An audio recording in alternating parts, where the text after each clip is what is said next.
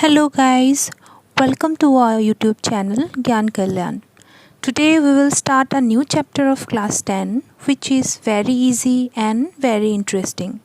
The name of the chapter is Our Environment. The topics that we are going to discuss in this chapter is already known to you. So I think this chapter will be very easy for you to understand, and I hope you will understand all the topics very easily and very clearly. আজি মই তোমালোকৰ আগত এটা নতুন chapter discuss কৰিবলৈ লৈছো আৰু হে চেপ্টাৰটোৰ নাম হৈছে আমাৰ পৰিবেশ।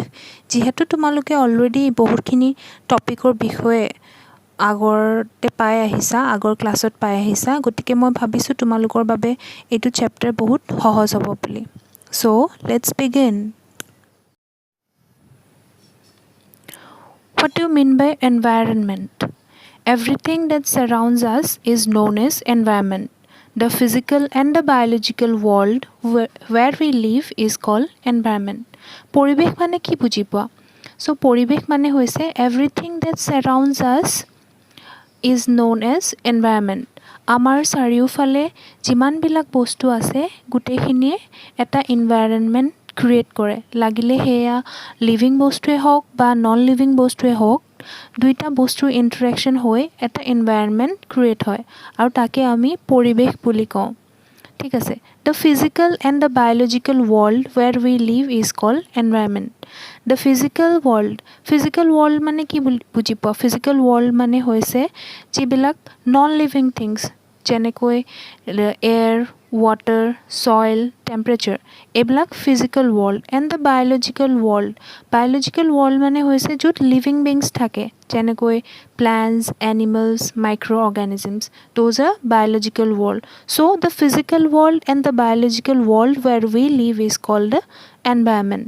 তাৰ মানে হৈছে the physical world আৰু biological worldৰ মাজত obviously interaction হ'ব লাগিব, তেতিয়াহে এটা environment create হ'ব। ঠিক আছে।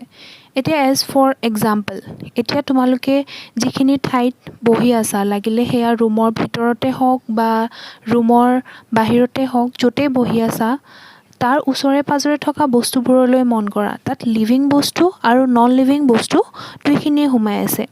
লিভিং বস্তু যেনেকৈ তুমি, তোমাৰ পেৰেণ্টছ বা তোমালোকৰ ঘৰত থকা এনিমেলছ, সেইবিলাক লিভিং বিংছ। আৰু তাত নন লিভিং থিংছো আছে, যেনেকৈ তোমাৰ মোবাইলটো অৰ লেপটপ, তোমাৰ ৱাৰ্ড্ৰব, তোমাৰ বেড, তোমাৰ চেয়াৰ, তোমাৰ টেবল এক্সেট্ৰা।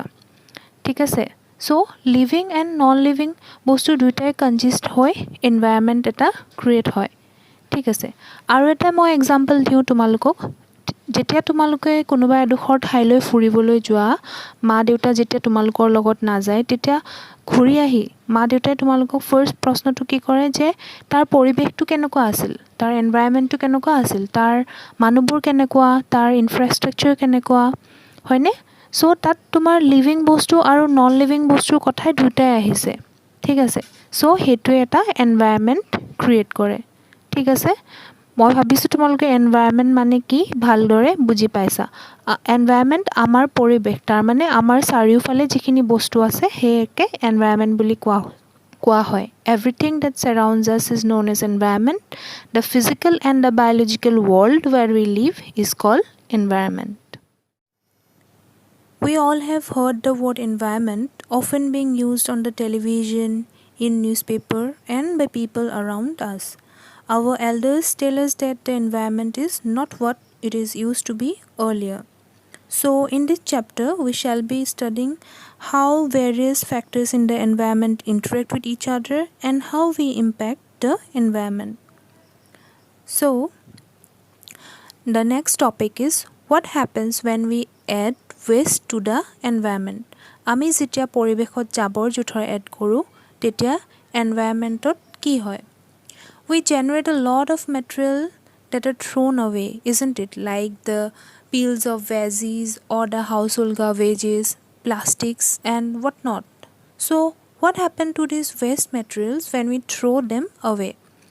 আমি আমাৰ পৰিৱেশত বহুত জাবৰ জোথৰ পেলাই নিদিওঁ জানো? বহুত বস্তুবোৰ পেলাই দিওঁ, যেনেকৈ ফল মূলৰ বাকলি হওক বা শাক পাচলিৰ বাকলি হওক বা হাউসহোল্ড কিবা ওয়েস্ট মেটেৰিয়েলছ হওক যেনেকৈ প্লাষ্টিক পলিথিন গ্লাছ এক্সেট্ৰা কিমান কি যে আমি পেলাই নিদিওঁ আমাৰ এনভাইৰনমেণ্টত ঠিক আছে সেইখিনিয়ে আমাৰ এনভাইৰনমেণ্টত কিদৰে ইম্পেক্ট কৰে সেই ওয়েষ্টখিনি আমি পেলাই দিয়াৰ পিছত কি হয় সেয়া আমি জানিব লাগিব so before knowing what happens to the waste that we add to the environment we need to know the types of waste so there are basically two types of waste biodegradable waste and non biodegradable waste biodegradable waste substances that are broken down by biological process are known as biodegradable waste example vegetable peels paper agricultural residue etc মানে biodegradable waste মানে হৈছে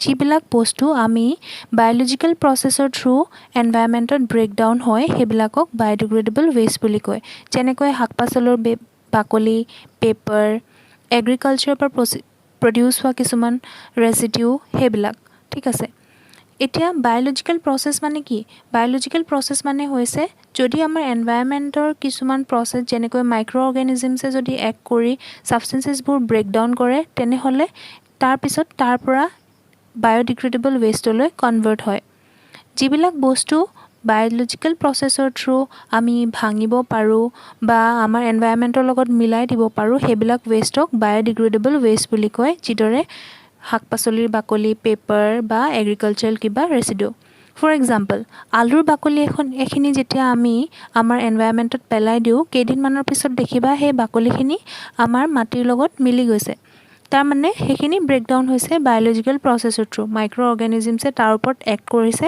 আৰু সেইখিনি আলুৰ বাকলিখিনি সয়লৰ লগত mix হৈ গৈছে তাত আকৌ আলু বাকলি হিচাপে প্ৰেজেন্ট হৈ নাথাকে ঠিক আছে Harmful effects of biodegradable waste. Production of foul smell which spreads to surrounding areas.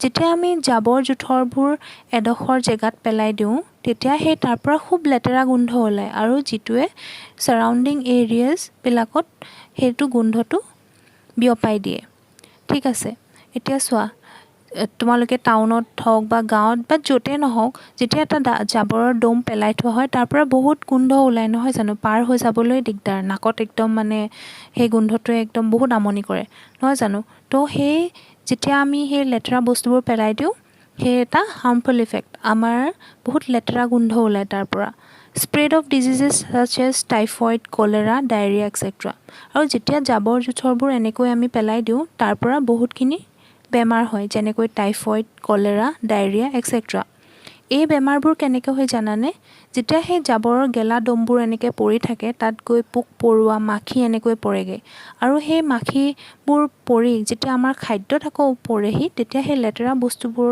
তাৰ পৰা আনি পিনে আমাৰ খাদ্যত দি দিয়ে আৰু সেইবোৰ আমি যেতিয়া খাওঁ তেতিয়া আমাৰ গাত বেমাৰ হয় যেনেকৈ typhoid cholera diarrhoea blocking of drains যেতিয়া আমি জাবৰ জোথৰবোৰ এনেকৈ পেলাই দিওঁ তেতিয়া আমাৰ পানী যোৱা নলাবোৰ ব্লক হৈ যায় ব্লক হৈ যোৱাৰ ফলত কেতিয়াবা আৰ্টিফিশিয়াল ফ্লাড হ'ব পাৰে বা ভালকৈ যাবলৈ নোৱাৰা কাৰণে সেইবিলাকত লেতেৰা স্মেল বেছিকৈ হ'ব পাৰে বা তাত পোক পৰুৱা মাখি বেছিকৈ হৈ বেমাৰৰো বাহ হ'ব পাৰে ঠিক আছে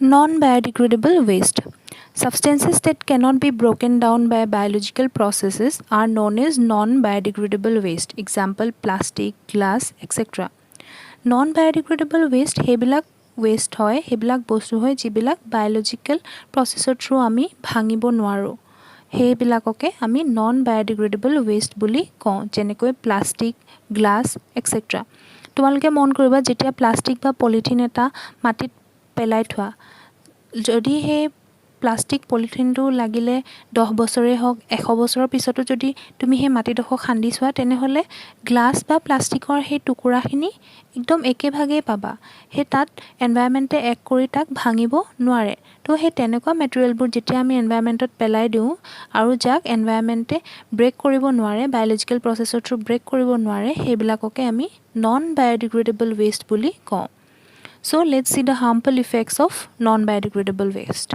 Reduction of fertility of the soil. Soilor harkhini komai die. Mane harwa matir proportion to komi jay.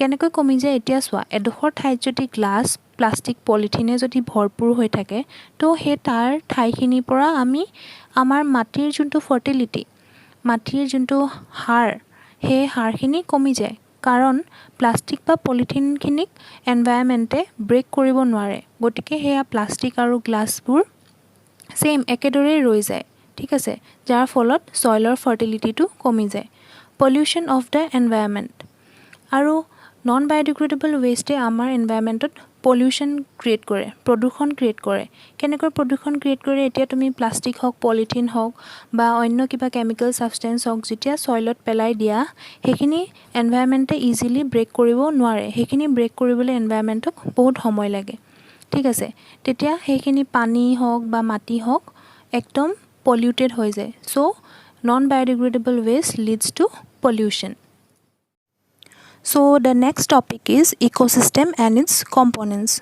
What is ecosystem? An ecosystem consists of all the living organisms in an area along with the non-living components. The interaction between the physical and the biological environment is called ecosystem. Ecosystem বুলি ক'লে আমি কি বুজি পাওঁ ecosystem মানে হৈছে এটা area য'ত লিভিং অৰ্গানিজমছ নন লিভিং অৰ্গানিজমছৰ লগত একেলগে বাস কৰে ঠিক আছে The interaction between the physical environment and the biological environment is called ecosystem. Physical environment মানে already কৈ আহিছিলো যে land, water, soil আৰু biological environment মানে হৈছে plants, animals, human beings ঠিক আছে physical environmentত সদায় non living thingsবোৰ আৰু biological environmentত সদায় living thingsবোৰ থাকিব তাৰ মানে living things আৰু non living thingsৰ মাজত যোনটো interaction হয় তাকে ecosystem বুলি কয় All organisms such as plants, animals, microorganisms and human beings as well as the physical surroundings interact with each other and maintain a balance in nature. All the interacting organisms in an area together with the non-living constituent of the environment form an ecosystem. Thus, an ecosystem consists of the biotic components comprising living organisms and abiotic components such as physical factors like temperature, rainfall, wind, soil and minerals. ঠিক আছে আমাৰ ecosystem মানে physical environment and biological এনভায়ৰনমেন্টৰ interaction physical এনভায়ৰনমেন্টত তোমাৰ air water soil rainfall এইবিলাক থাকিব আৰু বায়োলজিক্যাল এনভায়ৰনমেন্টত প্লান্টস এনিমেলস বাৰ্ডস এইবিলাক ইনক্লুড হৈ থাকিব আৰু ফিজিক্যাল এনভায়ৰনমেন্ট আৰু বায়োলজিক্যাল এনভায়ৰনমেন্ট ইটো হিটোৰ মাজত ইন্টাৰেক্ট কৰি থাকিব আৰু তাত তেতিয়াই ইকোসিস্টেম ফৰ্ম কৰিব Now, types of ecosystem. There are two types of ecosystem, natural ecosystem and artificial ecosystem. Natural ecosystem is those ecosystem which is formed naturally. Nature already present thake hetu ecosystem jenekoi forests, deserts, grasslands, mountains, ponds, rivers, lakes, oceans, etc. Etia jenekoi dhoriloa example forest, habi jungle, deserts grasslands mountains এইবোৰ already আমাৰ নেচাৰত present থাকে আমি এটো বনাই লোৱা নহয় already nature আগৰ পৰা প্ৰেজেন্ট থাকে হে কাৰণে এটো নেচাৰেল ইকোসিস্টেম ঠিক আছে artificial ecosystem is those ecosystem which is created by man himself example garden park crop fields aquarium zoo etc As for example, if you visit a garden, you will find different plants such as grasses, trees, flower-bearing plants like rose, jasmine, sunflower, and animals like frog, insects, and birds. All these living organisms interact with each other and their growth, reproduction, and other activities are affected by the abiotic components of the ecosystem. So, a garden is an ecosystem. Other types of ecosystem are forests, ponds and lakes. Now, এতিয়া মই যোনটো example দিলো হেতু এক্সাম্পলত garden খনৰ example দিছো garden এখনত কি থাকে গাৰ্ডেন এখনত ফুল থাকে বাৰ্ডছ থাকে এনিমেলস থাকে ফ্ৰগস ইনসেক্টস আৰু হে লিভিং অৰ্গানিজমস খিনি নন লিভিং অৰ্গানিজমস খিনি লগত সদায় ইন্টাৰেক্ট কৰি থাকে গ্ৰোথ ৰিপ্ৰডাকচন এইবিলাক এক্টিভিটিজত এবায়োটিক কম্পোনেন্টস বিলাকে বহুখিনি অবদান দিয়ে ঠিক আছে সো গাৰ্ডেন খনক এটা ইকোসিস্টেম বুলি কৈ আছে ঠিক তেনেদৰে তোমালকৰ বহুতৰে ঘৰত একুয়াৰিয়াম থাকিব পাৰে একুয়াৰিয়ামটো আমি নিজে ক্ৰিয়েট কৰি লোৱা হে কাৰণে এটো এটা আৰ্টিফিশিয়াল ইকোসিস্টেম ঠিক আছে সো আমি ইয়াত কি পঢ়িলো ecosystem. What is ecosystem পঢ়িলো আৰু type of ecosystem. ঠিক আছে. Now, components of an ecosystem. An ecosystem consists of two main components, biotic component and abiotic component. Biotic component. Biotic components are the living components like plants, animals and microorganisms. They consist of producers, consumers and decomposers. এতিয়া আমি যে ecosystem পঢ়িছিলোঁ ইকোসিস্টেমৰ দুটা component আছে Biotique component আৰু এবায়োটিক component Biotique component যেহেতু ইয়াত বায়ো শব্দটি ইউজ হৈছে গতিকে ই সদায় লিভিং বিংছক ৰিপ্ৰেজেন্ট কৰিব ঠিক আছে সো বায়োটিক কম্পোনেন্ট মানে হৈছে লিভিং কম্পোনেন্ট সো বায়োটিক কম্পোনেন্টছবোৰ হৈছে লিভিং কম্পোনেন্ট যেনেকৈ প্লান্টছ এনিমেলছ মাইক্ৰ'অৰ্গানিজমছ ঠিক আছে they consist of producers consumers and decomposers biotic component producer consumer aru decomposer ok include kore ami aru eta component paisu abiotic component abiotic components are the non living components like air water soil minerals sunlight temperature wind etc abiotic যেহেতু বায়োৰ আগত a use হৈছে so abio means obo non living component so living component and non-living component. Non-living components কোনবোৰ হয় air, water, soil, minerals, sunlight, temperature, wind, etc. ঠিক আছে আমি ইকোসিস্টেমৰ component দুটা পালো biotic component and abiotic component. Biotic component যে producer, consumer, decomposer include কৰে so we should know about producers, consumers and decomposers. What are producers? The organisms which can produce their own food are producers.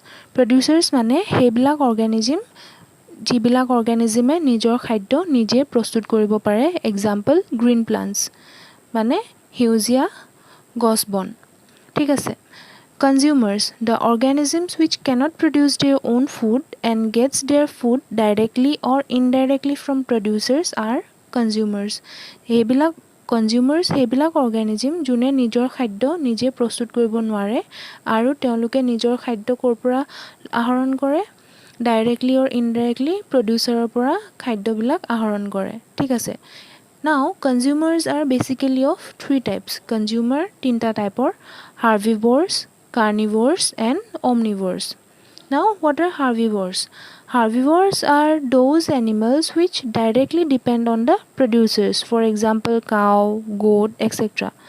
Herbivores hebilak animal hoy jibilake producer upor directly depend hoi thake. Example, goru, sagoli.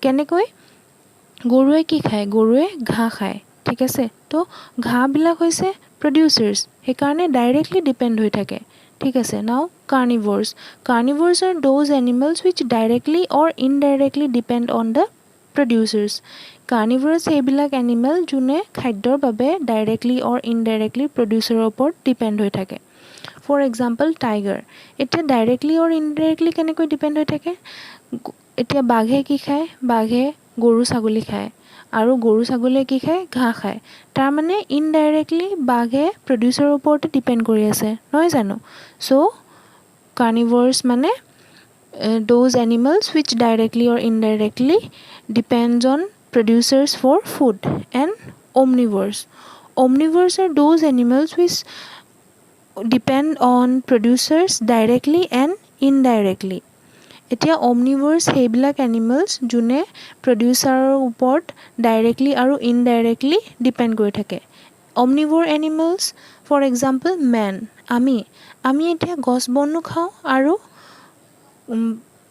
মাংস খাও নহয় জানো তো আমি omnivores the third is decomposers are microorganisms which decompose dead plants and animals they decompose complex organic substances into simple inorganic substances in the soil which are again used by plants now decomposers mane ki decomposers are microorganisms decomposers were actually microorganisms hoy june dead bodies bilakor upor act kore aru hey dead bodies bilakok soilor logot decompose kori die teoluke complex organic substances bilakok break down kore into simple or inorganic substances in the soil simple inorganic substance le convert kori die which are again used by plants aru hey inorganic substance bur ako gos bone আহৰণ কৰি লয় সইলৰ পৰা for their food and nutrition ঠিক আছে আমি ইয়াতে এতিয়া কি পঢ়িলো components of an ecosystem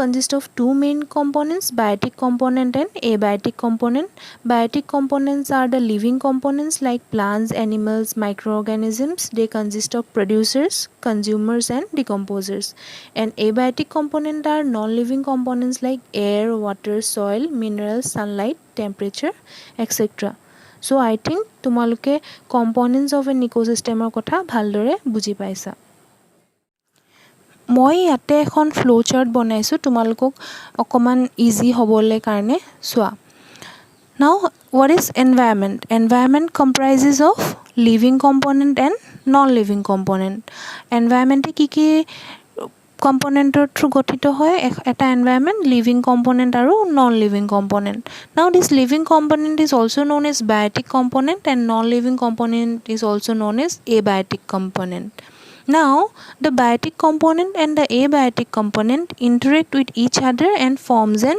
ecosystem now ecosystem are of two types natural ecosystem and artificial ecosystem ঠিক আছে মই তোমালোকক এখন ফ্লো চাৰ্ট এনে বনাই দেখাইছো হে ফ্লো চাৰ্ট খনত কি এনভায়ৰনমেন্টে আমাৰ পৰিবেশে কি কম্প্ৰাইজ কৰে লিভিং থিংস আৰু নন লিভিং থিংস কম্প্ৰাইজ কৰে আৰু লিভিং থিংসক আমি বায়োটিক বুলি কওঁ আৰু নন লিভিং থিংসক আমি এবায়োটিক কম্পোনেন্ট বুলি কওঁ আৰু বায়োটিক আৰু এবায়োটিক কম্পোনেন্টৰ মাজত ইন্টাৰেকশন হয় এটা ইকোসিস্টেম ফৰ্ম হয় ইকোসিস্টেম কেটা টাইপৰ থাকে নেচাৰেল ইকোসিস্টেম আৰু আৰ্টিফিশিয়াল ecosystem In this video we have discussed about environment types of waste ecosystem types of ecosystem and components of ecosystem I hope this video is useful to you and I hope you have understand each and every topic very clearly in the next video I'll be discussing about food chain food web and trophic levels thanks for watching till then stay safe